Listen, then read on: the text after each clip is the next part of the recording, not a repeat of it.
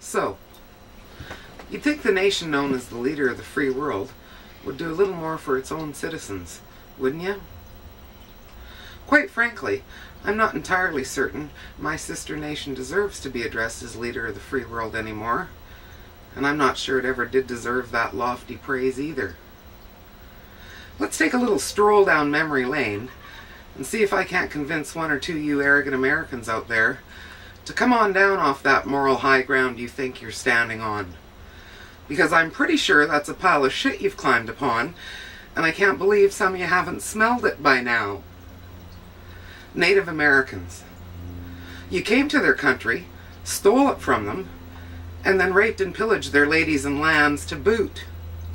And you were feeling so kind-hearted and generous that you brought smallpox and alcohol with you while you were at it. African Americans. You traveled by ship a long and arduous journey just to bring these poor bastards back to your free world. But they weren't exactly free, as I recall. They were slaves, weren't they? And a slave is a person who is the property of and completely subject to another. Isn't that right?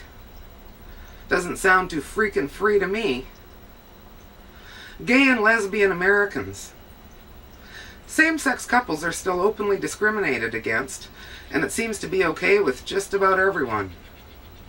These poor bastards can only get married in a limited number of states, and their lovemaking is still considered illegal and immoral in some of the more backwoods regions of America. Do you really consider this freedom, folks? Seriously? Poor Americans.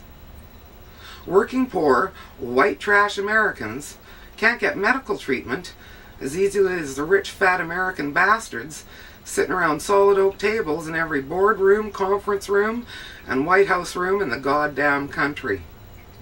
And while the working poor are out there bleeding in the streets, you wealthy white elite few are sitting around patting each other on the back and praising the freedom of your great land. Aren't you, boys? Minority Americans.